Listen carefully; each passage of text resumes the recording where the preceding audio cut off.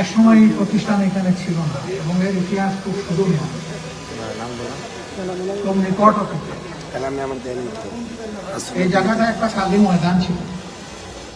এই ময়দানের সাথে আমাদের কিছু স্মৃতি বিজড়িত হয়ে আছে। উপাধ্যক্ষ শফিকুল্লাহ সাহেব এবং আমি পাশাপাশি একই দায়িত্ব দুইজন দুই জায়গায় পালন করেছিলাম। আজকে এক শফিককে আল্লাহ নিয়ে গেছেন, আরেক শফিক এখানে দাঁড়িয়ে কথা বলছি। আমি আমার এই সম্মানিত ভাই সহ এই প্রতিষ্ঠানের খেদমত করে যারা দুনিয়া থেকে বিদায় নিয়েছেন, সকলের জন্য আল্লাহর দরবারে মাগফিরাত কামনা করছি এবং সুউচ্চ মর্যাদা কামনা করছি। এর পাশাপাশি প্রিয় প্রতিষ্ঠানের যে সমস্ত ছাত্র ফ্যাসিবাদ বিরোধী আন্দোলনে 24 লড়াই করতে গিয়ে জীবন দিয়েছেন, মহান মনিবের দরবারে দোয়া করে আল্লাহ 5-5 জন ছাত্র অন্য শহীদদের মতো মর্যাদাবান শহীদ হিসাবে কবুল করেন।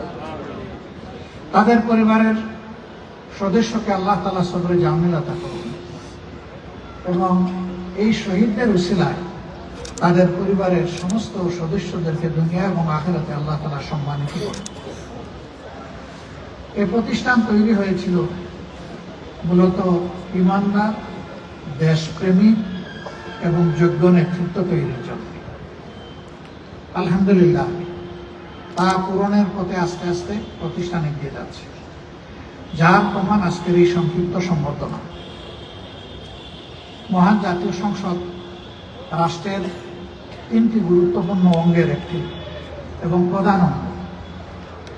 সেই জাতীয় সংসদে এই গর্বিত প্রতিষ্ঠানের 3 জন ছাত্র, তারা এবারকার নির্বাচনে জনগণের ভোটে নির্বাচিত হয়ে জনগণের কল্যাণে, দিনের কল্যাণে আওয়াজ তোলার কাজ করার সুযোগ পেয়েছেন। এই জন্য আল্লাহর দরবারে আমি সীমাহীন শুকরিয়া আদায় করছি।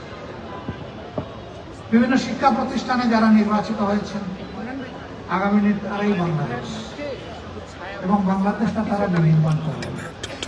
আর এই প্রতিষ্ঠানের নাম হচ্ছে তামিলুল মিল্লাত।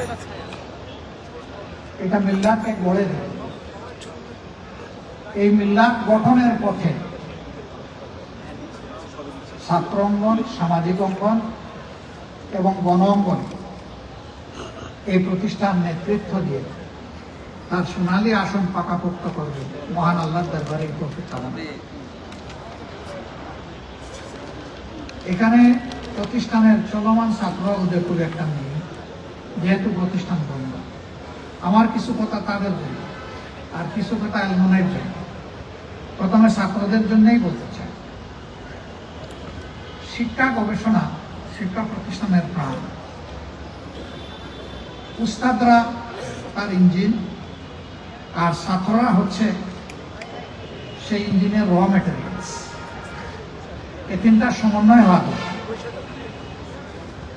শিক্ষা প্রতিষ্ঠানগুলোতে এখন এটা আমার ধারণা যে আগের মতো মূল টেক্সট বই যেটা, সেই বইকে চর্বিত চর্বণ করা, হজম করা, বোঝা, উপলব্ধি করা, পাঠ করা, মোতালা করা এখন কমে গেছে। এখন সম্মানিত উস্তাদরা নিজের সন্তানের মতো ছাত্রদেরকে আগের উস্তাদদের চেয়ে বেশি ভালোবাসেন বলে তারা সব কিছু কষ্ট করে নিজেরা তৈরি করে মুখে তুলে দিয়ে বলেন, বাবা একটু চিবাইয়া খায় এখন কষ্ট। আমরা চাই না প্রত্যেকটি ছাত্র হবে এক একজন যোদ্ধা। সে শিক্ষা প্রতিষ্ঠানে ভর্তি হওয়ার পরে প্রতিটি পরীক্ষার জন্য নিজেকে তৈরি করবে। তার উদ্দেশ্য হবে না পরীক্ষা কার্যকর ফল লাভ করা, তার উদ্দেশ্য হবে তার নিজেকে একজন আদর্শ মানুষ হিসাবে গড়ে। এই গড়ে তোলার জন্য জ্ঞান অন্বেষণের কোনো বিকল্প নাই। এখন প্রতিষ্ঠান আছে, নবীজির জামানায় তো এইরকম প্রতিষ্ঠান ছিল না, কিন্তু তাদের শিক্ষা, তাদের জ্ঞানের চর্চা কি আমাদের চেয়ে কম ছিল? আলহামদুলিল্লাহ তাদের জ্ঞানের নিয়ামত থেকে যুগ যুগ ধরে মানুষ নিতে থাকলে ওই মহাসাগরের পানি কিন্তু ফুরিয়ে যাবে না। তারা আল্লাহর কোরআনকে সরাসরি রপ্ত করেছেন এবং রাসূল করিম সাল্লাল্লাহু আলাইহি ওয়াসাল্লামের সুন্নাহকে ধারণ করেছেন, বোঝার চেষ্টা করেছেন।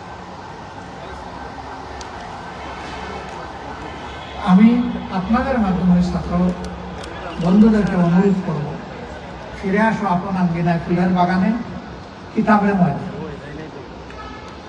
এরপরে সম্মানিত উস্তাদরা যা দিবেন মন ভরে সেই শুকরিয়া আদায় করে এই নিয়ামত অর্জন করে নিয়ে অসুবিধা নেই, কিন্তু টেক্সট বই বাদ দিয়ে না।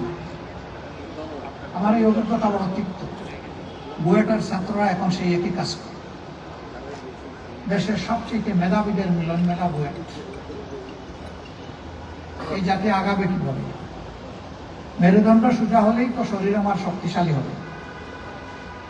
শিক্ষা যেহেতু জাতির মেরুদণ্ড, আমার অনুরোধ থাকবে শিক্ষা থেকে, শিক্ষার মহাসাগর থেকে যেন সবাই তাদের পাওনাটা আদায় করবে। যারা একসময় এই প্রতিষ্ঠানের গর্বিত ছাত্র ছিলেন, আলহামদুলিল্লাহ তারা হয়তো কেউ কেউ এখন এই প্রতিষ্ঠানের উস্তাদ, এরকম হাজার প্রতিষ্ঠানের উস্তাদ। সামাজিক বিভিন্ন গুরু দায়িত্ব তারা পালন করছেন, প্রশাসনিক দায়িত্ব পালন করছেন। যে যেখানেই থাকুন না কেন, ভুলে যাবেন না আপনাকে বলি দেওয়ার ঠিকানা ছিল এই প্রতিষ্ঠান। এই প্রতিষ্ঠানকে সবসময় অন্তরে রাখবেন, ভালোবাসবেন।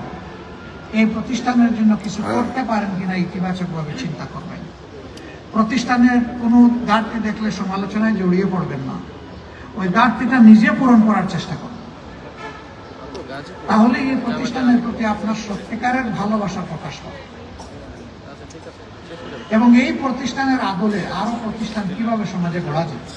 আমি জানি এখানে সবাইকে অ্যাকোমোডেট করা যায় না, সংকুলান করা যায় না, চাহিদা অনেক, সেই তুলনায় এখানে সুযোগ কম, বর্তি। কিন্তু আমরা যদি এটাকে সম্প্রসারণ করি, যেটা আমাদের এলমোনাইট প্রেসিডেন্ট এখানকারই ছাত্র জনাব আতিকুর রহমান বলেছেন, মানের দিকটাও খেয়াল রাখতে হবে। দুইটা খেয়াল রেখে ইনশাল্লাহ তামিরুল মিল্লাতকে আমরা যদি ছড়িয়ে দিতে পারি, দেশবাসী আরো বেশি উপকৃত হবে। সমাজে যত বেশি ইমানদার এবং মুত্তাকি মানুষের সংখ্যা বাড়বে সকল স্তরে, সমাজ তত বেশি সুন্দর হবে। আর এই সংখ্যাটা যখন হ্রাস পাবে, সমাজ তত ক্ষতিগ্রস্ত হবে এবং ধ্বংসের দিকে আগাবে। আমরা চাই আমাদের সমাজের উন্নয়ন, আমরা চাই ট্যালেন্ট, কিন্তু আমরা কোনো ইভিল ট্যালেন্ট চাই না। আমরা চাই ট্যালেন্টগুলো হোক মেধাবী, ট্যালেন্টগুলো হোক চরিত্রবান, ট্যালেন্টগুলোর অন্তরে থাকুক দেশপ্রেম, থাকুক মানুষের প্রতি ভালোবাসা এবং থাকুক সকলের প্রতি শ্রদ্ধা। সেই ট্যালেন্টগুলোই আমরা চাই।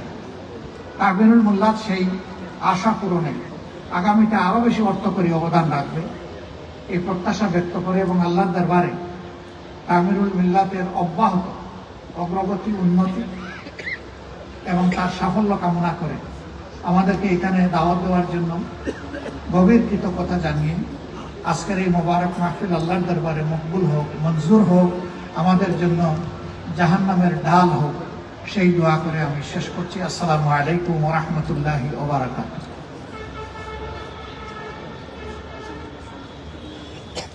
অনেক অনেক ধন্যবাদ, জাযাকুমুল্লাহু খায়র। আজকের অনুষ্ঠানের সম্মানিত প্রধান অতিথি মোহতারাম আমিরে জামাত এবং জাতীয় সংসদের বিরোধী দলীয় নেতা জনাব ডক্টর শফিকুর রহমানকে আজকের এই অনুষ্ঠানে সময় দিয়ে উপস্থিত হয়ে আমাদেরকে সময় দেওয়ার জন্য, কথা রাখবার জন্য।